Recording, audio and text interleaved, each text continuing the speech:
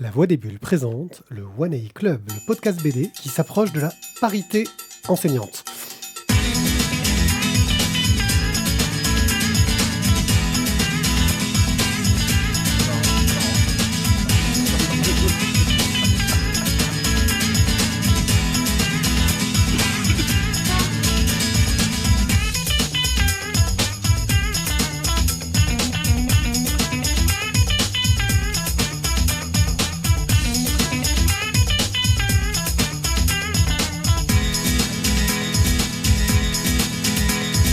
Coucou les gens et bienvenue dans le One A Club, le podcast BD un peu exceptionnel car je disais qu'on se rapproche de la parité enseignante. On a quand même 2 enseignants dont un à moitié.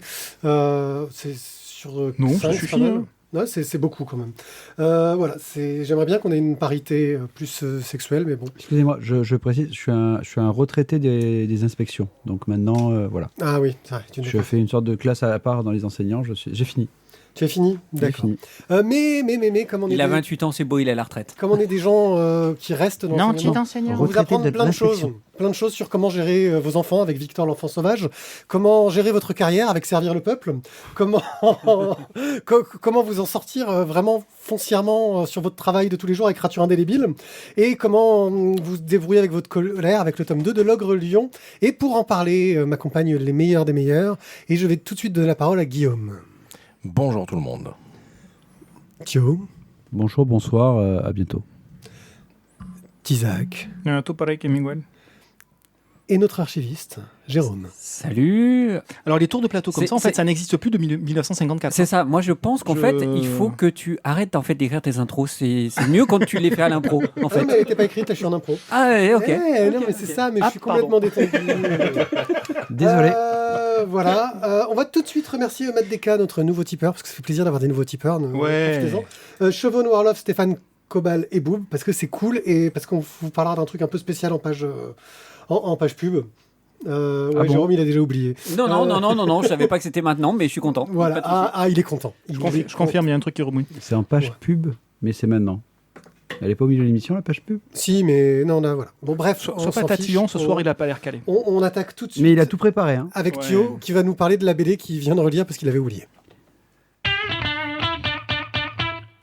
Donc il faut que je vous parle de Victor, l'enfant sauvage. faut que je vous parle. Je vais vous en parler. Ça commence fort. Ça commence fort. Est-ce que tu peux arrêter de couver le bouquin, qu'on puisse peut-être le mettre à la caméra? C'est vrai ça, tu couves, hein. La couvaison. Alors, on est donc en 1800. Un groupe de chasseurs a retrouvé un enfant. Sauvage. Il a l'air bien, il vit tout seul en fait. Il est à poil, il vit comme ça à la rude, quoi, à la fraîche. Il est bien, détendu. Détendu. Et C'est un enfant. Et c'est autorisé ça dans les publications actuelles, un enfant à poil Détendu? Ouais. Détendu. Ok, d'accord. C'est toi qui nous lance sur le sujet. Non. Dès le premier, Je ne lance dès le premier sur bouquin. aucun sujet. Je pose Mais des questions. il est très vif. Et il a des mouvements, voilà, il y a beaucoup de vivacité en lui, tu vois. Tiens, Donc, cet enfant a été retrouvé voilà, dans la forêt, il est seul, dénudé, et il va être amené donc, plusieurs mois après donc, dans l'établissement du docteur Pinel, qui est un institut pour sourds et muets, parce qu'en fait, c'est un enfant qui ne parle pas, il n'a aucun langage. Et donc, le docteur Pinel voilà, va essayer de l'éduquer, de le retrouver, de lui apprendre des choses, et en fait, il va s'en servir surtout pour l'exhiber et pour ses expériences. Et finalement, c'est pas le docteur Pinel qui va vraiment révéler ou ce que peut faire Victor, c'est le docteur Itard qui va en fait prendre plus de temps que le docteur Pinel et qui va être sans doute un peu moins bourrin que lui, et qui va du coup voilà, s'en occuper et lui permettre de se développer à sa vitesse ou avec ses possibilités. Ça fait très très... un petit côté enseignant qui fait ses bulletins, Ouais, quoi. t'as vu, c'est ça, tu sais, c'est très politiquement correct quand même, cette phrase. Alors, je vais pas non plus vous faire tout le pitch complet, parce que bon, on va quand même essayer de garder un petit peu de suspense pour la fin, pour voir s'il se passe des choses quand même. Ouais, bon, même. Non, en fait, même au niveau du scénario, il n'y a pas un suspense de ouf. Non, mais dans le sens où finalement, c'est une histoire qui est déjà connue, Victor et l'enfant sauvage. Il y a déjà, alors, c'est ça qui est très bien, je passe directement par la fin du bouquin. Vous avez un super documentaire sur les enfants sauvages, en partant donc de Romulus et Rémus, hein, les premiers, les vrais qui ont tété une louve. Ah, on en revient au tétouillage. Allaitement. Non, mais si, tétouillage, je trouve que c'est plus drôle quand même. C'est parce que c'était la question de tout à l'heure. Est-ce qu'on peut sur Twitch faire que tu peux tétouiller quelqu'un, toi? Moi, Ouais. pourquoi Hein? moi? Parce que c'était plus drôle que ce soit toi. Donc voilà, on a un petit dossier sur les enfants sauvages. Moi, ce qui m'a vraiment plu dans ce bouquin, c'est que le trait de Gaël, un trait qui est réaliste, mais pas trop de détails. Enfin, pas donf en détail, mais ce qu'il faut. Et j'ai trouvé que voilà, les deux personnages, que ce soit autant Itar que Victor, ont un côté qui est attachant. Et je trouve voilà, c'est assez dynamique quand tu as toutes les phases en fait, où ils vont pousser Victor dans ses retranchements par les différents traitements que lui fait Pinel. Maltraitance ou pas, c'est un autre sujet. Si. Mais le visage est super expressif. On a vraiment le ressenti. Le scénario, sujet connu, voilà, Victor ou l'enfant sauvage. Mais voilà, vraiment, j'ai été... Ah putain, j'ai pris mon temps quand même. J'ai été quand même... Ouais, c'est ce que je disais, j'ai un petit décalage aujourd'hui, je crois. Ouais. J'ai vraiment été satisfait de la lecture de Victor et l'enfant sauvage. Alors que du coup, souvent, dans cette collection-là, on en a déjà lu plusieurs. Et ça m'avait pas des fois follement enthousiasmé. Celui-là m'a vraiment plu. Et le prochain dont on parlera dans une prochaine émission dans quelques mois, celui-là, je me suis régalé. Ah. Patrick l'animateur sauvage. Marie Hanning, c'était le prochain. Alors Thierry, toi qui l'as lu, toi qui l'as lu, qui veut le démonter, Patrick, vas-y. Comment dire? Je ne sais pas d'où c'est sorti ça. Je ne sais pas. Parfois j'ai des espèces de fulgurances mais sombres qui apparaissent. Oui. À ce niveau-là, c'est plus une fulgurance. Hein, Bref. Écoute, j'ai pas passé un moment ni bon ni mauvais, un moment. Le dossier à la fin est très intéressant, ça je te rejoins. Je te rejoins également sur le côté expressif sur les visages, notamment de l'enfant. Après, le reste du dessin, c'est pas vraiment ma came. Et comme tu le disais, le scénario, c'est connu, donc c'est pas un scénario à tiroir avec des rebondissements et tout ça, quoi. Le seul élément que je trouve qui manque, c'est une histoire d'amour. Non, c'est plus d'empathie. Tu vois, ça manque d'attachement au personnage. On a du mal à vraiment prendre part à la chose. Je trouve que on reste un peu trop distant. En tout cas, moi, pour ma part, ça a été le cas. Donc, comme le scénario est connu et qu'on a un peu du mal à s'attacher, en tout cas que j'ai eu du mal à m'attacher au personnage, sur le scénar, je suis resté un petit peu en dehors. Donc voilà, c'est pas un mauvais moment, c'est même plutôt un bon moment, mais voilà, sans plus, un peu plat pour moi. Voilà. Mais après, là où je reconnais de l'intérêt, c'est peut-être mon côté enseignant qui parle, mais c'est facilement accessible aux enfants. C'est-à-dire que tu mets ça dans une bibliothèque ou dans un CDI pour des jeunes enfants, ça fonctionne. Et donc l'approche d'un enfant sauvage qui n'a pas les codes, et je trouve que justement, quand tu accueilles des enfants étrangers, quand tu accueilles des enfants du voyage qui n'ont pas les mêmes codes de fonctionnement, sans dire que ce sont des enfants sauvages, mais ils sont dans un autre fonctionnement, ça peut être aussi une porte d'entrée que de discuter de ça. Et que les codes qui sont une évidence pour tout un chacun ou presque, ne le sont pas pour d'autres gamins. Donc voilà, sur le versant pédago, il y a un intérêt manifeste. Après, pour l'adulte que je suis, le bouquin n'a pas un intérêt de dingue. On reste sur une collection des éditions Faton, qui est une collection qui est prépubliée dans du magazine scientifique à destination des enfants. Donc c'est Cosinus, il me semble. Donc pour le coup, ça atteint son objectif. Quelqu'un d'autre l'a lu autour de la table? Non, vous êtes les deux seuls. Voilà. Guillaume a lâchement mis une étoile. Voilà, genre il a fait son... voilà. Bon. C'est-à-dire que je l'avais plus à la librairie en fait. Ouais, tu l'avais plus? Non, donc j'ai pas pu le prendre pour le lire. Mais vu ce que vous en avez dit, c'est dommage parce que j'aurais pu mettre une croix assez rapidement du coup sur celui-là. Mais c'est bien, ça t'a fait de la place à la librairie. Voilà. Mais on peut juste rappeler aussi que le destin triste de ces enfants sauvages qui avaient une espérance de vie extrêmement courte, quasiment aucun n'a dépassé la vingtaine et aucun n'a dépassé la trentaine, ça c'est une certitude. Donc, et la plupart sont morts entre 10 et 15 ans. Pour ceux qui ont été retrouvés. Voilà, donc les élèves, faites attention. Si on vous perd dans les bois en sortie. Si on vous traite de petits sauvageants, c'est que vous avez une espérance de vie assez faible. On passe à la suite. Donc Victor l'enfant sauvage de Yigel au dessin, CK au scénario et Daniel Florent à la couleur. Servir le peuple. Voilà, une vraie mission complexe, et c'est qui va nous en parler. Absolument. Donc d'un certain Alex W. Inker, donc c'est son nom d'artiste puisqu'il s'appelle Alex Van de Fleef. Il est français, hein, mais vraiment très frontalier belge. Bref, nous allons parler et suivre les aventures d'un jeune paysan naïf, le Petit Wu. Il est originaire d'un petit village de montagne en Chine. Il travaille là-bas avec sa mère, il vit du travail de la terre. Et sa maman redouble d'efforts pour pouvoir lui payer sa scolarité au collège. Par la suite, il est nommé comptable à la brigade de production et le vieux chef de brigade, lui, tombe malade et Wu le remplace au pied levé auprès du comptable Zhao. Il fait bonne impression auprès de ce membre influent du parti. Et donc, le Zhao voit en lui un garçon plein de potentiel, et si on arrive à le faire rentrer dans l'armée et le faire adhérer au parti, il va pouvoir monter en grade et se faire bien remarquer. Non, j'ai failli en faire une très grande. D'accord. Vas-y. Adhérer au parti, je croyais. Ah oui, comme voilà.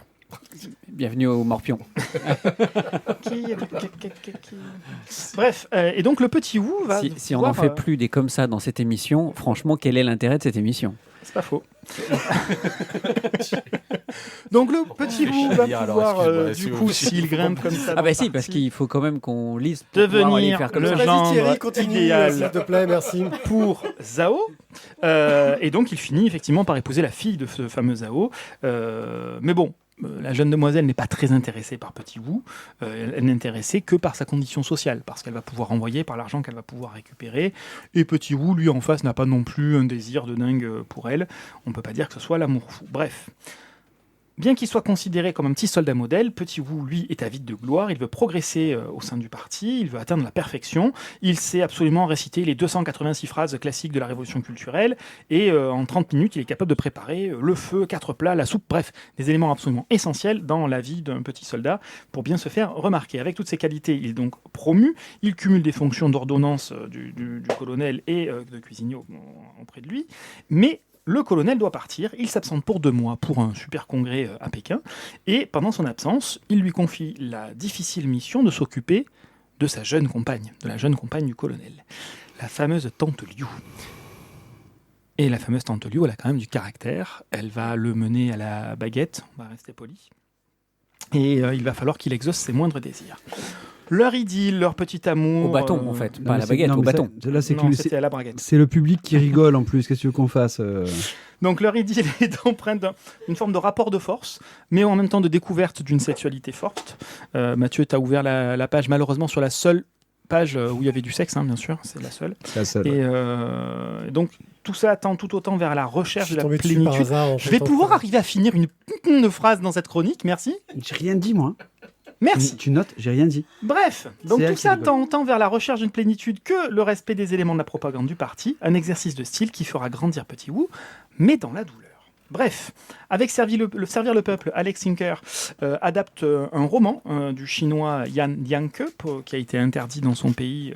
Le bouquin est publié en 2005, en 2006 en français. On peut comprendre cette interdiction en Chine, puisque ça narre l'ascension sociale d'un bon petit soldat dans la Chine communiste, non pas par la sueur de son front, mais plutôt grâce à la vigueur de son entrejambe. C'est un peu comme si l'Empire des Sens rencontrait le petit livre rouge de ce cher. Bref, comme quoi, coucher permet de grimper dans la société, même si on est un homme. C'est beau, hein, l'égalité homme-femme. Au fil des pages, la frustration laisse place à la plénitude sexuelle, et Servir le peuple prend alors tout son sens. Alex Inker ne s'arrête pas à une adaptation stricto sensu du bouquin. Les cases du pays du grand timonier vont de pair et s'inspirent des dessins de propagande, les fameux Lian Hua, avec une certaine colorisation fortement marquée par du rouge, bien évidemment. Bref, Servir le peuple, c'est un exercice de style réussi, un album très rythmé, très choc, en plein dans les parties.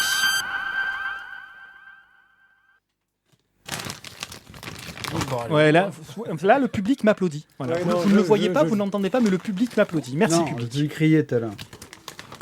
Le dessinateur a fait l'excellent Colorado Train, oui, qui était très. Je crois qu'il n'a pas eu le prix Polar à Angoulême cette année, j'ai un doute. Qui d'autre l'a lu autour de cette table? Jérôme. Jérôme. Alors, je vais m'éloigner gentiment. Excusez-moi. J'ai une douleur dans le cou. Oui, c'est ça. Regarde. Bon, alors. Non, mais c'est pas un homme violent, contrairement à ce qu'on peut penser. Enfin, un peu quand même. Il n'y a plus personne pour en témoigner. Alors, moi, j'aurais tendance à dire tout ça pour ça. Voilà. Les dessins sont très beaux, effectivement inspirés des dessins de propagande communiste en règle générale. On aurait pu trouver quasiment les mêmes en Union soviétique. Mais au-delà de la beauté des dessins qui est réelle, on est quand même sur un album qui fait ses 200 pages bien pesées. 216. Pour finalement raconter... Enfin voilà, alors certes la montée sociale par le cul d'un petit soldat à travers la compagne du colonel, la découverte d'essence, ce qui est très agréable, ceci dit au demeurant. Hein. Mais qui lui permet de s'affranchir justement de ce côté bon petit soldat. Ça lui ouvre un petit peu le cerveau. Ça lui ouvre un peu le cerveau, c'est vrai. Voilà. Moi, il ne me laissera pas un souvenir impérissable. La fabrication est magnifique. Le graphisme est superbe, la reliure est magnifique. Il y a une édition luxe qui est superbe avec un gaufrage doré. Voilà, ça n'a rien à dire. Donc, voilà. Moi, je reviendrai dessus 2 secondes. Sur le rythme, le bouquin fait 216 pages, je l'ai lu d'une traite. C'est extrêmement rythmé, comme je disais tout à l'heure. C'est extrêmement rythmé. C'est très punchy. Et vraiment, on enfile, entre guillemets, les pages les unes derrière les autres. C'est vraiment, ça coule de source, quoi. Ça vient tout seul et on enchaîne les choses. Alors après, ça vient... Chez toi aussi, ça vient tout seul, tout le temps. C'est un petit les perles. Mais ça vient aussi de la mise en page. C'est-à-dire qu'effectivement, il y a beaucoup de pages, mais même s'il y a plein d'informations, plein de détails, il y a finalement peu d'informations verbeuses à l'intérieur. Et donc, on prend les informations sur le dessin. Il y a beaucoup de choses qui sont pointées dans le dessin. Et ce qui fait qu'on fait défiler les choses, quoi. Et de fait, je trouve que ça apporte une vraie énergie au bouquin, quoi. Il y a Cobal qui demande s'il n'y a pas un côté picaresque dans le récit. Qu'est-ce que tu en penses ? Je sais pas, je l'ai pas lu, c'est pour ça que je te pose la question. Picaresque, tu me donnes une définition ? Jean-Luc Picard. Non, les récits picaresques, c'est les récits... C'est, en gros, si je devais donner un récit picaresque, le bon exemple que j'ai, c'est, comment il s'appelle, ce bouquin qu'on a tous acheté, Les Indes fourbes. Don Quichotte. Ah ! J'aurais Don Quichotte au départ. Mais... Non. Non, du tout. Le public quasi non aussi. Hein. Non, on est sur... on est plus sur l'intimité dans sa relation avec la femme du colonel. On n'est pas sur ce forme de récit d'aventure. Non.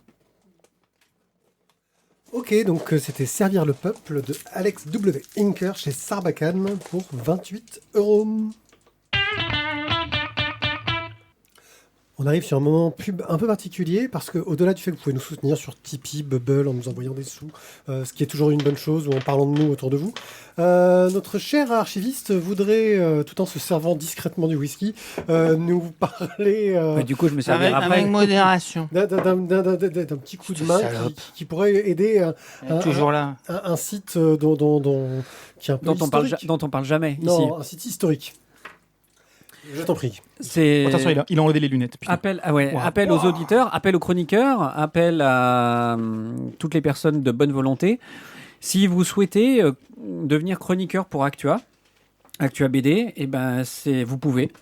Donc vous pouvez prendre contact avec nous. Comment ils peuvent prendre contact d'ailleurs ? Avec nous qui ? Avec toi, tu peux faire le relais. Ouais, lavoidesbulles.fr, il y a un truc contact qui doit trouver quelque part. Ah bah voilà, donc super. Sinon vous écrivez à pierrick@lavoidesbulles.fr, ça m'écrit. Ben voilà, nickel. Donc comme ça en plus vous avez le message aussi pour râler sur les émissions que vous trouvez nulles.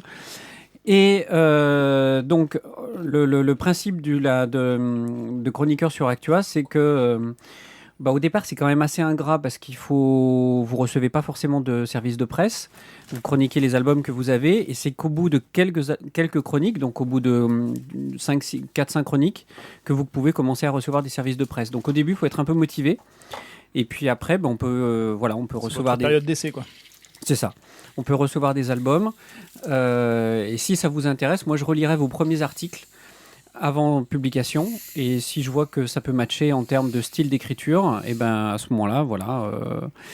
Est-ce qu'il faut forcément savoir bien écrire, bien orthographier ça, c'est absolument indispensable, monsieur, même s'il y a 3 ou 4 lectures avant publication. Mais c'est ce que j'allais dire. Vous n'avez pas des bons relecteurs là qui sont capables de corriger tout ça? Si, mais c'est quand même bien de leur faciliter le boulot quand même. Si on est obligé de reprendre toutes les phrases, non. Si on est obligé de reprendre avec toutes les 3 phrases, S, ça marche pas, quoi. Et si l'avis c'est que bof. Si on parle d'une marque. Si marque juste bof, ça marche ou pas? Non, ça marchera pas. Non, il faut quand même que ce soit un peu étayé. Faut que ce soit un peu étayé. Et au bout d'un moment, quand je dis au bout d'un moment, c'est quand même quand on a fait preuve d'une certaine motivation sur le site, on devient référent après pour certains éditeurs. Donc après, ils vous identifient et ils vous envoient systématiquement leurs publications. Mais pour ça, voilà, il faut d'abord avoir écrit un petit peu. Donc le début n'est pas forcément évident sur Actua. Son éditeur alors, parce qu'il y en a certains, on s'en passerait bien quand même. Et c'est ça. Et c'est bénévole, rappelons-le. Désolé. Le seul avantage, c'est la réception d'albums gratos. Et le plaisir d'écrire. Qui sont envoyés d'abord par Actua, qui reçoit beaucoup d'albums au siège social qui se trouve à Paris et qui les envoie à votre domicile. Voilà pour l'appel. Maintenant, si ça vous intéresse, vous écrivez sur La Voix des Bulles, à Pierrick, et je transmettrai. Il transmettra. N'oubliez pas qu'écrire des articles, c'est intéressant. Non, mais l'appel, c'est un peu... En plus d'être publié ensuite, c'est la cerise sur le gâteau, je dirais. Mais déjà, c'est un plaisir d'écrire un article et de pouvoir commenter. La majorité des gens font ça gratos. Nous, on fait ça gratos. Énormément de blogs font ça gratos. Après, ils essaient de trouver une compensation, effectivement, parce que YouTube ou parce que les éditeurs. Mais dans un premier temps, de toute façon, ça fonctionne comme ça partout. Donc, c'est pas forcément... Juste une petite question sur la forme. Il y a... Les chroniques, elles ont... une taille minimum? Un nombre de mots minimum? Non, il n'y a pas de taille minimale, il n'y a pas de taille double. Il n'y a pas de taille maximale non plus. Après, si on voit dans les premières chroniques qu'elles ne correspondent pas tout à fait à au style du site, à ce moment-là, on en fait part au chroniqueur qui reprend sa copie, entre guillemets, si c'est pas assez développé ou si au contraire c'est beaucoup trop long, trop verbeux. Voilà, on se cale d'abord avec lui ou avec elle. Et ce qui peut être quand même assez intéressant, et moi c'est pour ça que j'y suis, même si c'est bénévole, c'est que ça ouvre des portes quand même. Quand vous écrivez régulièrement, ou en tout cas quand vous faites preuve d'un peu de motivation, quand je dis régulièrement, c'est 1 fois par mois. C'est pas toutes les semaines non plus, c'est pas 2 fois par mois, c'est 1 fois par mois, ça suffit. Mais quand vous faites preuve d'un minimum de motivation, après vous avez envie d'interviewer un auteur, Actua vous donne accès à cet auteur, soit par l'éditeur, soit par son réseau, soit etc. Alors certains autour de cette table n'en ont pas besoin parce qu'ils connaissent déjà plein de gens, mais ce n'est pas forcément le cas des auditeurs qui nous écoutent, et là Actua peut faciliter les choses. Et ensuite on peut également avoir des entrées presse sur des festivals par exemple. Juste un point pour dire quelque chose, on fait pas ça bénévolement, on fait ça pour nos tipeurs. Rappelons-le. Oui. Donc voilà. C'est pas de l'argent pour nous, ce que je veux dire. Oui, non, mais bien sûr. L'autre point, je voudrais signaler que Actua BD a aussi un excellent podcast sur la bande dessinée, le 4864, qui est très complémentaire du nôtre, qui n'est pas aussi balèze, mais qui vaut le coup. Et que s'il y a... Moins de déconnants. Si vous tombez sur les podcasts sur la BD, faites gaffe, parce que souvent, il y a des interviews qui sont entre les 48-64, et d'un point de vue technique, c'est pas toujours fantastique. J'ai l'impression que ça s'améliore sur la dernière, mais c'était pas vraiment fantastique niveau audio, les derniers, pas mal que j'avais pu entendre. Mais le 48-64, vraiment très très bon podcast avec des animateurs très très cool. Moi, j'adore l'écouter. Voilà. Merci pour les copains. Ça, c'est un classique pour l'utilisateur. Oui, je sais. Il a pas dit qu'il parlait pas ce soir? Je parle de rature indélébile, mais je vais laisser la parole à Jérôme parce qu'il n'a pas assez parlé. Non, absolument. Et merci, mon ami Pierrick, pour m'avoir permis de faire cet appel aux bonnes volontés pour Actua. Française. 83,50€ la facture. Non, c'est pas ça? arrive. C'était pas celui-là? C'est ça. Rature indélébile par Aurel Gaillard et Camille K aux éditions Jungle. Alors Juliette entre en 4e. Cette nouvelle année marque la séparation de son groupe d'amis de toujours. À présent uniquement avec Mathilde, en classe comme en dehors, les deux ados voient leur chemin peu à peu s'éloigner. Mathilde change, surtout quand elle rencontre celui qui va être son gros crush, Thomas. Pour lui plaire et parfaire son image de fille populaire, elle se rapproche de Karine, la star du collège, la parfaite petite garce archétypale. Pétasse. Exactement. Là, bien pétasse. Oui, c'est ce que j'allais dire. La petite garce, c'est un peu gentil. Kelly. Oui, Kelly non, Kapowski. Voilà. Voilà. C'est une enfant, donc on va pas le dire trop fort. Non, mais beaucoup plus que c'est ça. C'est ou quoi ça De plus en plus isolée, Soyez pas gros. Juliette perd ses repères. Le glas sonne pour elle lorsque la jeune femme est prise en photo à 2 minutes dans les vestiaires lors de l'un de ses cours de sport. Enfin, surtout quand la photo devient virale sur les réseaux sociaux. D'emballement en déferlement, Juliette perd le contrôle de sa vie. Les notes chutent, sa vie sociale aussi, et sa santé mentale se détériore à vue d'œil. Elle commence alors à se scarifier. Ce sont ces fameuses ratures indélébiles. Elle est prise dans la spirale du cyberharcèlement. Alors, au travers de l'histoire de... On n'en dira pas plus pour le moment. Au travers de l'histoire de Juliette, les auteurs abordent la problématique du cyberharcèlement et du harcèlement scolaire à travers les différents points de vue des acteurs. Les victimes, mais aussi les témoins, les proches qui ont souvent du mal à en comprendre les enjeux. Déjà parce qu'ils ne sont pas forcément au courant de ce qui se passe. Le tout dans une nuance de violet, couleur des luttes féministes, mais aussi style graphique très marqué de Kamika qui avait adopté pratiquement le même dans son premier album qui abordait le thème de l'alcoolisme de sa mère. Elle est faite dans les sujets gays, Kamika. Ça s'appelait Les Enfants Trinques, c'était un très bon album aussi. Bien que la souffrance de Juliette soit palpable, la déroute, l'emprise et les idées noires, principales conséquences d'un cyberharcèlement, semblent parfois un peu aseptisées, je trouve. Rature indélébile mise donc plus sur l'éducation que sur l'électrochoc, mais avec le dossier d'accompagnement qui est très complet, il permet de prendre conscience de l'attitude à avoir pour sortir de ce gouffre qui touche 1 enfant sur 8 en France. C'est colossal. Oui, moi je voulais finir sur ce chiffre-là. 1 enfant sur 8. C'est quand même dingue. On en a tous au moins 3 par classe. Dans les statistiques. Après, il y a harcèlement et harcèlement. Tu peux mettre des bémols derrière. Mais de toute façon, même si tu le divises par 3, ce chiffre, ça reste de toute façon énorme. Alors, moi, en grattant un petit peu, des enfants qui se scarifient, en fait, il y en a beaucoup, finalement, comme preuve d'une forme de mal-être. La scarification est finalement plus répandue que ce qu'on pense. Et je l'ai découvert en préparant cette chronique. Donc voilà, je vous fais aussi part de ça. C'était une découverte un peu terrifiante. Mais alors après, on est sur la scarification. On n'est pas non plus sur on se taille pas les veines, quoi. On n'est pas sur la tentative de suicide. Ça peut déboucher là-dessus, dans les cas les plus graves. Donc, jeunes gens, qu'avez-vous à en parler, vous qui avez un micro? Qu'avez-vous à en parler? Ouais, alors qui c'est qu'il y en a qu'à en parler? Alors, la 4e, c'est loin pour toi, mais tu devrais y retourner. Il y a des cours de français. Ils n'ont pas encore supprimé la techno. Alors, je pense qu'il faut aller encore plus loin, là. Qu'avez-vous à en parler Ah, mais non. C'est Victor. Ça y est. L'enfant dyslexique sauvage. Bon, pour revenir sur Rature indélébile, perso, je l'annonce tout de suite, c'est un coup de cœur. Alors, je vais parler un petit peu pédago sur Victor l'enfant sauvage. Là, c'est plus que pédago, c'est-à-dire que c'est un bouquin qui aurait dû être édité par le ministère. Pour moi, il y a une dimension parfaite pour l'éducation. C'est exactement le bouquin qu'il faut dans tous les collèges de France. Tu disais que c'est un peu aseptisé, c'est vrai, mais c'est justement ce qui permet de garder cette petite distance, qui permet de rester dans l'analytique et pas dans le je suis absolument d'accord avec ce que tu dis. Et voilà. Bref, pour moi, c'est sur ce sujet-là, c'est une œuvre majeure. Voilà, je n'ai rien à en redire. C'est absolument parfait sur ce sujet. Alors, moi, pour ma part, je suis pas enseignant, donc je vais pas avoir le même point de vue que vous, fatalement. Mais moi, le côté aseptisé, et notamment la résolution, entre guillemets, de tout ça, ça va trop vite, c'est trop simple, c'est trop facile. Et je trouve que justement, cette partie-là enlève une dimension pédagogique, parce que ce qu'elle subit, enfin, je me souviens de ce que j'ai lu, ça m'a choqué. Je me dis, ça m'a choqué en me disant, putain, c'est pas possible. Et en même temps, derrière, tu réfléchis deux secondes et tu te dis, si les enfants sont capables d'être aussi méchants et aussi dégueulasses que ça. Donc, moi, surtout la résolution, ça manque. Il aurait fallu insister plus sur le fait que non, on se reconstruit pas comme ça. Ça, c'est trop facile. Si tu veux, c'est au-delà de mon côté chevalier blanc qui est énervé, qui s'en tire juste avec 2 semaines d'exclusion, sérieux. Ça devrait aller beaucoup plus loin que ça, mais ça, c'est encore un autre débat. Juliette, pardon. Elle en sort trop bien, trop vite, trop facilement. Je trouve que ça manque.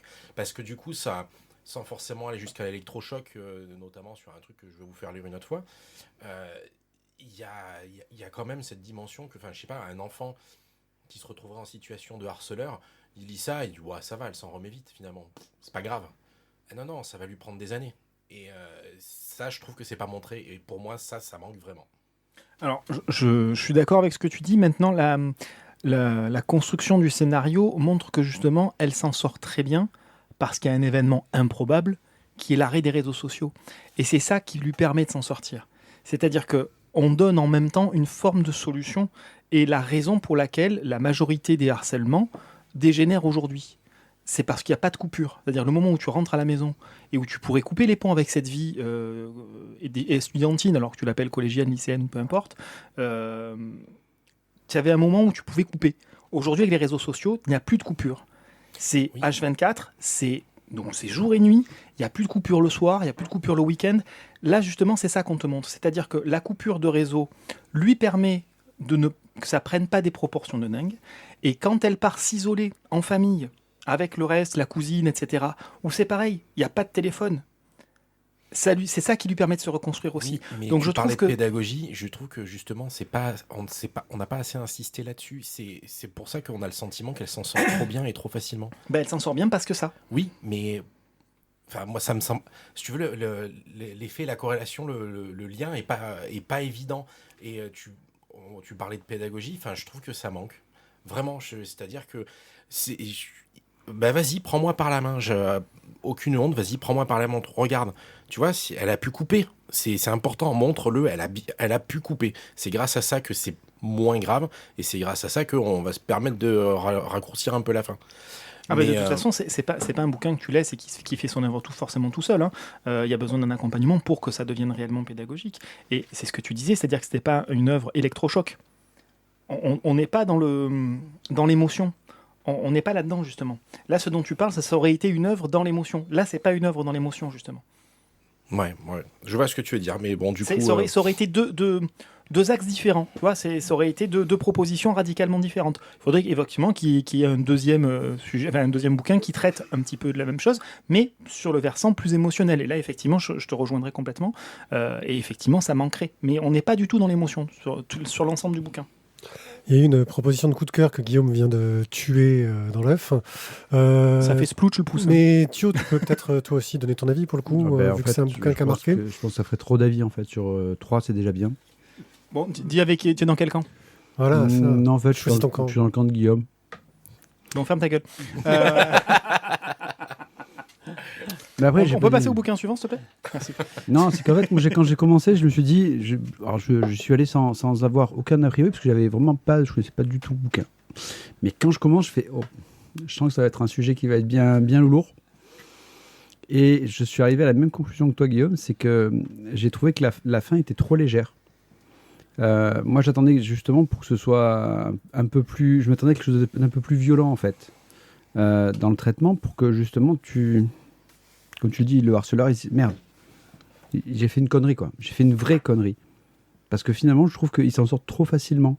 Et on leur met pas le nez dans le caca à un moment donné. Et je trouve que ça manque. Voilà, Donc, je suis parti en disant, putain, je vais avoir un truc un peu qui va être gros, bien lourd, bien violent. Et en fait, j'ai trouvé que la fin était... Je suis désolé des termes, peut-être que ça va être... J'ai trouvé ça trop léger, finalement, dans le traitement.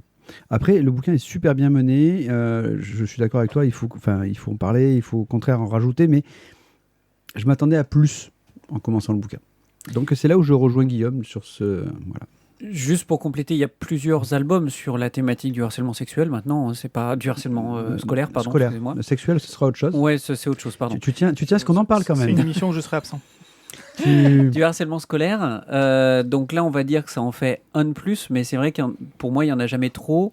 C'est une thématique sur lesquelles il faut arriver à toucher le public cible. Et c'est peut-être en multipliant les sources, les possibilités, les albums, les façons d'aborder le style graphique qu'on pourra peut-être toucher le maximum de gamins. Maintenant, voilà, il y a déjà... Et puis il y a même une série, je crois que c'est chez Bambou, il me semble, qui a une série sur le harcèlement scolaire. Voilà, bah écoutez, en tout cas, moi je l'ai mis dans ma sélection du prix de la BD France Bleu Actua BD, prix de la BD ado. Donc on verra s'il a le prix au mois de mai. France Bleu Provence. France Bleu France Bleu National. Monsieur, Non, mais je pose une question, excuse-moi. Rature indélébile de Aurel Gaillard au scénario et Kamika au dessin et à la couleur. Dans tous les bons CDI de France. Voilà, c'est chez Jungle pour 16,10 € et on continue dans la douceur et la légèreté. Avec L'Ogre Lion, le tome 2 qui s'appelle Les Trois Lions, avec au scénario et au dessin Bruno Bessadi et à la couleur You, autre chevalier, Noémie, c'est ce qui a été noté dans le conducteur. Ah oui, Chez Dracou pour 14,90 €. Non, c'est parce qu'en fait, je suis désolé, mais donc il parle de chevalier Noémie, mais j'ai pas réussi à trouver ce qu'elle fait sur le livre. Et ils en parlent sur le site de BDGS, ils en parlent sur le site de l'éditeur. Il y a des conneries sur BDGS, des fois. Oui, non, mais ils en parlent aussi sur le site de l'éditeur. Donc, non, mais J'aime bien le rire de Guillaume qui sous-entend. Non, de temps en temps, il y a des trucs, ils en parlent, mais comme je n'avais pas le livre, je n'ai pas réussi à trouver ce qu'elle a fait. Je sentais plus Voilà, le petit tacle tranquille, tu vois. Elle a fait la conception de couverture et des éléments graphiques. C'est écrit à la fin du livre. Mais j'avais pas le livre. Alors, donc, pour moi, ça veut tout et rien dire, conception des éléments graphiques, mais bon. Donc, c'est à moi de le chroniquer, celui-là. Alors, je suis désolé, ça va être particulièrement chaotique. J'ai de furieux problèmes de mémoire en ce moment. Et pourtant, j'ai lu il y a moins de 10 jours. Donc, L'Ogre Lion, tome 2. Il fait suite au tome 1. CBD, c'est grave. Ça, c'est facile. Jusque-là, tout va bien. Jusque-là, tout va bien. Et donc, l'histoire reprend après qu'on ait laissé... alors, je suis incapable de le prononcer comme il faut, mais on va dire Cozy. Donc, le lion, donc le personnage principal, amnésique, qui a un petit problème de possession, qui apparemment, donc, quand il perd le contrôle, se retrouve à étriper un petit peu tout ce qui se passe autour de lui, puisqu'il est habité par une entité, donc un herbivore. Le dieu cornu. Ouais, voilà, c'est ça, le dieu cornu. On s'imagine à la base qu'il est là pour défendre les herbivores, mais c'est pas. On va vite comprendre que c'est pas si forcément. Il est badass quand même. Pas forcément si évident que ça. Et donc, le récit reprend donc quand ils ont atteint leur objectif du premier tome. Et là, on va apprendre beaucoup de choses sur le passé de Ngozi, donc, puisqu'apparemment c'est comme ça qu'il faut le prononcer. Je crois qu'on dit pas le N. Je sais pas, Gozi, je suis incapable de le prononcer. K-G-O-S-I, voilà. Et donc tout ce petit monde va en apprendre plus sur son passé. C'est Kagozi, pas Ngozi. Voilà, merci. Et on va découvrir notamment qu'est-ce qui s'est passé avant, pourquoi il en est arrivé là, pourquoi il est amnésique, et qui il était avant, comment il était avant. Et en fait, ce qu'il va découvrir dans son état actuel ne lui convient pas tout à fait, donc ça le perturbe énormément. Et c'est là-dessus, sur ce petit mal-être, qu'on repart en quête pour ramener donc son petit compagnon chèvre dans son village natal. Et voilà, on va pas en dire beaucoup plus parce que après je vais vous raconter toute l'histoire. Donc, qu'est-ce que j'en ai pensé ? Alors, je suis pas toujours hyper objectif quand il s'agit de Bruno Bessadi, mais je trouve que... Tu as peur ? Non, pas spécialement. Mais c'est bien. Je trouve qu'il y a une petite progression par rapport au premier. J'ai l'impression que c'est quand même un peu mieux maîtrisé au niveau de l'histoire, au niveau du messario, n'importe quoi. De narration. Voilà, du scénario. Le dessin fidèle à lui-même, ça fonctionne toujours aussi bien. Et puis sympa. Il y a une espèce de flottement où on est bien dans le bouquin, ça se passe bien, ça avance bien, c'est cool.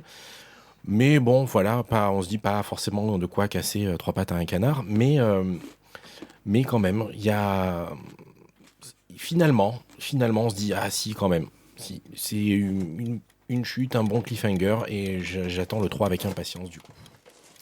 Voilà. Alors, je suis passé à côté alors que j'avais bien aimé le tome 1 et que j'étais très curieux de la suite. Il faudra que je le garde pour poursuivre. Thierry, mon cher Thierry. C'est beaucoup plus construit, je suis d'accord, au niveau du scénario, et surtout beaucoup plus dense. On est rentré vraiment un peu plus dans le cœur du sujet. Il y a une petite redondance à mon sens, si je me souviens bien, parce qu'à la fin du premier tome, on comprenait déjà que l'ex-roi avait bien compris que c'était plutôt un roi tyrannique qu'un gentil Saint-Louis, et que du coup ça le mettait un petit peu en travers. Mais par contre, pour tout le reste de l'histoire, on en apprend beaucoup plus. Le devenir et le pourquoi du comment de son ancien royaume, on en apprend énormément aussi. Donc bref, c'est un album qui, au niveau du scénario, fonctionne bien. Le dessin, alors je rappelle que j'étais pas forcément ultra fan de la proposition de Bruno sur le premier, surtout par rapport aux autres dessins, aux autres crayonnés qu'on avait pu avoir de manière alléchante en amont. Après, la réalité d'un album est tout autre. Et là, voilà, c'est pareil, il y a eu un up aussi au niveau du dessin. Donc voilà, c'est un bon petit album, j'ai pris plaisir à le lire, et me semble bien que c'est un triptyque. Que donc on devrait avoir la résolution il y a prévu 3 ou 4, sur le tome 3. Donc voilà, donc j'attends la suite pour avoir la conclusion de toute cette petite aventure. Bah écoute, moi je vais aller dans le même sens que vous. Une narration plus facile à suivre que dans le premier tome, où on a vu quelques petits moments, il est tombé, désolé, où on avait j'ai des petites incompréhensions parfois. Là, j'ai trouvé vraiment que c'était beaucoup plus fluide. Je passais un bon moment. Après, voilà, j'ai bien envie de savoir ce qui lui arrive à ce roi, et puis aussi aux dieux, parce que finalement, dans le premier, on le voyait apparaître que dans les moments où il fallait qu'il sauve du coup le réceptacle. Ouais, c'était un peu sauver la carte magique. Sauf que là, maintenant, on va dire que le dieu commence à parler, et finalement, voilà, j'ai bien aimé quand même quand il réexplique à ses fidèles que, bon, grosso modo, c'est des gros cons et qu'il faut qu'ils arrêtent de faire de la merde, et qu'ils arrêtent de comprendre que les écrits sont écrits comme ça, quoi. C'est une petite tape sur la gueule des religions. Voilà. J'ai bien dit des religions. C'était bien. Voilà, c'était bien. Moi, j'aime bien. Ok, donc L'Ogre Lion de Bruno Bessadi, c'est chez Dracon. Et la petite souris est toujours top. Et sinon, l'archiviste, t'en as pensé quoi? Ah, tu l'as lu, c'est pas coché sur ce que j'avais dit. Mais pourquoi c'est pas coché? À chaque fois, il y a des trucs qui passent à l'âge. Parce que tu coches trop tard. Je ne sais pas, c'est possible. Moi, j'ai pas lu le tome 1. Honnêtement, ne lisez pas le tome 2 sans avoir lu le tome 1, parce que ça vous gâche tout le plaisir. Ça n'a absolument aucun intérêt après de lire le tome 1. C'est souvent le cas dans les séries. Alors, moi, j'ai découvert ça le jour où j'ai vu la fin de Juge Suspect, avant de voir les oui. Et franchement, ça m'a quand même beaucoup gâché. Mais c'est pas la fin. Non, après, là, ça fait partie de ces albums qu'on lit avec plaisir. On laisse son cerveau à côté de l'album et on le reprend à la fin de l'album. Moi, ce qui me dérange toujours un petit peu avec ce type d'album, c'est que 2 jours après, on s'en rappelle plus. Voilà. Et sinon, moi, je trouve que ces couves sont absolument magnifiques, mais qu'elles n'ont aucun rapport avec ce qui se passe à l'intérieur de l'album. Mais elles sont superbes. Ok, merci Jérôme. Est-ce que vous pouvez arrêter de bouffer pendant qu'on fait l'émission, s'il vous plaît, les gars. Je pensais qu'il avait parlé plus longtemps. D'habitude, il m'aurait laissé avoir le temps d'avaler mon truc. Mais du coup, est-ce que tu veux faire un débat sur justement les couves qui nous mentent? Non, mais honnêtement, c'est un bon titre d'émission, ça. C'est pas ça, c'est que ça, c'est une couve, c'est du fan service, ça. Alors, le premier, il y avait un mec, alors c'était du fan service aussi. Elle est belle. Mais il y avait peut-être un lien avec ce qui se passait à l'intérieur. Là, cette nana-là, qui est... Si, parce que c'est la première fois qu'on la voit apparaître. Oui, c'est la première fois qu'on la voit dans le bouquin. Et c'est elle qui, finalement, fout le bordel. C'est elle, la... C'est l'instigatrice. Hein. Bah non. Ah si. Mais c'est pas elle. Si. Il a pas compris. Ah bah, si on demande l'avis à un mec qui a pas compris. Il a dit qu'il avait rangé son cerveau, qu'il avait commencé à le lire aussi. Il a dit, j'ai ouvert, j'ai posé. Fois, tu prends le cerveau, mais tu le gardes. Oui, bon, d'accord, c'est elle. Ok, c'est elle. Bon, okay. Donc voilà, c'était une critique totalement infondée. Alors, Féric, toi, tu te tais parce que ça t'a permis d'avoir le temps de manger ce que tu avais dans la bouche. Donc, du coup, ce n'était pas du fan service. La couve est splendide. Et moi, je trouve qu'il y a une parité. Dans le premier tome, on avait le lion. Là, on a la lionne. On va faire quoi pour la fin? Parce que du coup, il n'y a pas une parité sur les herbivores. Alors, je suis pas d'accord, il n'y a pas de parité, parce que de mémoire, la couve du tome 1, il était quand même torse-poil, alors que là, elle l'est pas. Et c'est pas une lionne. Oui, alors Bon, comment on va dire pas... Tu chipotes. Un œil sûr. Et c'était Et c'était pas le bon jingle, bravo. Mais c'est pas Dis-moi. grave. Et t'as dit que ce soir que tu faisais que la technique. Ouais, je sais, mais tu sais, des fois, il y a des trucs Le live qui jockey, demandent de la c'est Momo. préparation. Non, c'est pas évident. C'est pas grave, tu vas nous parler de mon cher Non, Thio. non, c'est pas moi. Ah non, c'est Ah, Jérôme non. qui parle encore. On m'a pris ma C'est première Jérôme chronique. qui parle encore. De quoi Ah Tu vas nous ben, parler les d'Alamander, crowdfunding, de crowdfunding, monsieur. C'est le crowd. les crowdfunding, t'en as parlé, Tu fais le monsieur. crowd. Ouais, tu as dit que tu allais faire le crowdfunding. Donc Ah moi, non, je te non, donnais- pas du tout, j'ai Bah, rien préparé. Eh ben, il va falloir que tu nous en parles en live. Donc, tu vas nous parler de Alamander. Je veux dire, c'est un tome 2, donc tu as peut-être déjà lu le tome 1, j'imagine. Ouais, alors j'ai Regarde, lu je le te tome 1. le remonte, tu vois, comme tu as mis les liens, tu vois, c'est sympa, tu as là-dessus, je te le montre. Donc, Ah, tu vas c'est peut-être cool. pouvoir nous dire ce que tu en as pensé, quoi. Mais à l'Amanda, j'en avais déjà parlé dans Ouais. le crowdfunding. Ouais, Du ça nous premier avait fait tome, envie. justement. Voilà, et ben donc du coup, comme on en a déjà parlé une première fois, c'est peut-être pas la peine qu'on s'étale dessus. Hein Si On vous s'étend avez aimé le tome 1, Non, mais messieurs, dames, c'est juste. allez, Voilà, il y a un c'est tome 2. la suite. On Non, fait la mise à jour pour savoir où on en est. Non, mais, parce que- mais où on en est, Parce que le monde, le monde on est n'en très sait rien sympa. puisqu'il n'est pas sorti. Non, monde- le tome 1 était très sympa. Le tome 1 était vraiment sympa avec un univers qui est intéressant, avec des dessins qui tiennent vraiment la route. Voilà. Bon, pour Et faire Mais du coup, simple, on a envie de suivre. Et du Le- coup, on a envie le de suivre. crowdfunding, si je veux le backer, il faut que je paye combien? ça commence à partir de 1 euro le projet. De toute façon, il est déjà backé, on est à 156% aujourd'hui. Oui, non, ça c'est Donc, fait. de toute façon, on est bon. On est Vous sur pouvez y aller, 20 vous euros pouvez pour, être sûr. 20 euros pour la version commerce et 35 euros pour la version collector du LUL. C'est ça, il y a un Ok. ex-libris, un marque-page, la version collector de l'album. Et vous aurez même votre nom dans l'album. Moi, j'aime bien parce que du coup, je regarde les copains s'ils y sont ou pas dans certains trucs. Ouais, moi je te retrouve de temps en temps sur certains albums. Ouais, moi aussi, Ou alors, t'as beaucoup de je retrouve des gens aussi sur certains albums. Il y a même des albums où je vous retrouve tous les deux. Ouais. Ouais, Enfin, mais bon. en fait, on suit les mêmes choses, on a les mêmes goûts. C'est pour ça. Ça veut dire que tu n'es totalement pas prêt pour parler du deuxième que tu as sélectionné. Ah, mais pas du tout, en fait. Voilà, hein, c'est Insolite Comics, la muse ne répond plus. C'est un Regarde, solide comics. Mais je Oui. sais même pas ce que c'est qu'un Regarde, solide comics. La muse ne répond plus, Insolite Stéphane de Comics. Caneva. Ah, un solide comics, J'ai pardon. failli en parler celui-là, donc si tu veux, je peux peut-être t'aider, mais. Alors, tu peux m'aider. Mais j'ai Non, failli moi, le faire après, aussi, donc c'est bon. non, donc, après, moi, je peux parler de Stéphane de Caneva, parce que là, pour le coup, je le connais un petit peu, qui est un Marseillais, qui a fait... qui était au lycée Métropolis. Thiers et qui ensuite a beaucoup joué au foot étant jeune, mais après, malheureusement, plat il préféré- s'est blessé au genou. Ah, Son il plat s'est- préféré, non, il s'est c'est fait- il s'est- Antilles. Il s'est fait connaître par Métropolis, et plus récemment, il a publié le tome Brigade 2 des Chimérique. Brigades Chimériques. Tout à fait. Extraordinaire, Ultime Brigade Renaissance. Brigade Chimérique, Ultime Renaissance, exactement. Et qui avait fait 2 crowdfunding de mémoire 100 milliards sur 100 d'immortels. milliards d'immortels. Oui, il Vous est aviez baqué, venu en parler ici même. Oui, c'est magnifique. donc, parce que toutes les personnes de qualité viennent dans cette émission. Et oui, on prend que les meilleurs. Non, il n'y a pas toutes les personnes de qualité, mais les personnes qui viennent sont des personnes de qualité. Un univers très intéressant. Et du coup, on va quand même en dire 2 mots, parce qu'il me semble quand même que la muse ne répond plus. Se base un petit peu sur cet univers-là. Je me trompe Il me semble. Mais Le- j'ai trouvé que le crowdfunding était un petit peu obscur. Et Ah, j'ai- le et crowdfunding, je t'avoue que je n'y suis pas allé pour. le crowdfunding est complètement obscur. En même temps, il commence à 11 euros, donc honnêtement, il faut se faire Oui, plaisir. on est d'accord. Mais Vous pouvez même participer à son précédent crowdfunding, avoir un rappel de son précédent crowdfunding de 100 milliards d'immortels pour 15 euros, ce qui est vraiment pas cher. les radios zéro, non. Et oui, l'autre c'était Radio Zéro, exactement. Oui, c'est ça. Mais alors, cet univers-là, c'est un univers où en fait, il imagine que tous les morts reviennent, non pas à la vie, mais reviennent soit sous la forme de corps, soit sous la forme d'âme lorsque le corps n'existe plus. Mais on n'est pas du tout dans un truc de mort-vivant, absolument pas, puisqu'ils Plus reviennent personne ne meurt. tels qu'ils étaient. Mais voilà, plus personne ne. Enfin, alors, si, on continue à mourir, Oui, mais, mais ton on corps, reste là. ton corps meurt, C'est ça. mais tu te déplaces toujours avec. Sauf que si tu le casses trop, après on va devoir te rajouter des trucs ou te prendre ton âme et la mettre dans une boîte. C'est ça, exactement. Et on essaye de donner des pattes à cette boîte-là. C'est ça. Mais donc, du coup, on peut se retrouver dans le même monde avec César en train de côtoyer Napoléon ou en train de se tirer la bourre avec lui pour des élections présidentielles, par exemple. Donc, c'est un univers assez riche, même si je trouve que Stéphane l'exploite par le petit bout de la lorgnette, puisqu'on voit des enquêtes avec un policier qui va enquêter sur des disparitions. Donc, finalement, cet univers qui est extrêmement foisonnant, qui est un vrai bac à sable dans lequel on pourrait imaginer plein de choses, on le découvre par toutes petites touches.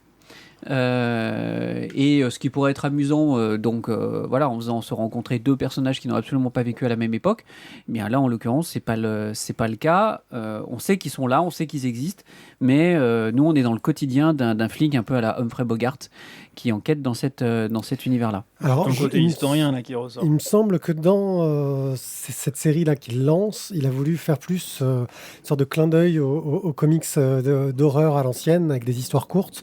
Je suis pas sûr que ce soit lié au monde de 100 milliards d'immortels. C'est juste que c'est un peu trompeur parce qu'il utilise le même avatar qu'il avait utilisé pour présenter ce crowdfunding. Brian Michael Gibandi, qui est un clin d'œil à un auteur de BD américain que j'aime beaucoup. Mais il me semble que c'est vraiment des histoires indépendantes et qui veulent faire une sorte de collection d'histoires indépendantes en petits fascicules, en fait. Ok. Voilà. Donc oui, et puis en fait, ce qui est bien, c'est que ça commence à vraiment pas cher du tout. Je te rappelle que tu dois pas parler en fait, donc tu arrêtes. Non, mais là c'était Là, bien.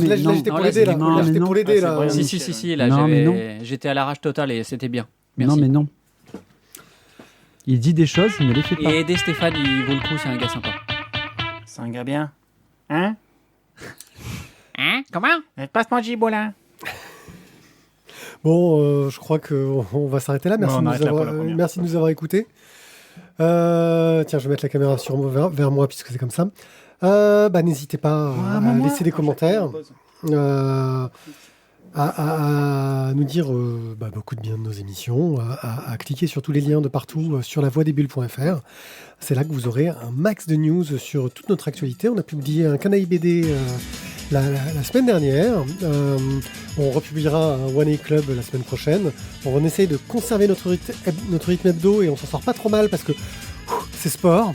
C'est pour ça qu'on enregistre toujours 3 émissions à la Bravo, fois. Parce total que respect c'est chaud. pour notre dictateur qui arrive à mettre en ligne toutes les semaines. Bravo. Des fois, je suis à la ramasse. Mais j'y arrive. On se retrouve tout de suite pour une nouvelle... pour une nouvelle émission pour ceux qui sont dans le live. Et la semaine prochaine pour ceux qui nous suivent en podcast. Ciao, ciao. Salut. À bientôt. Ciao, ciao.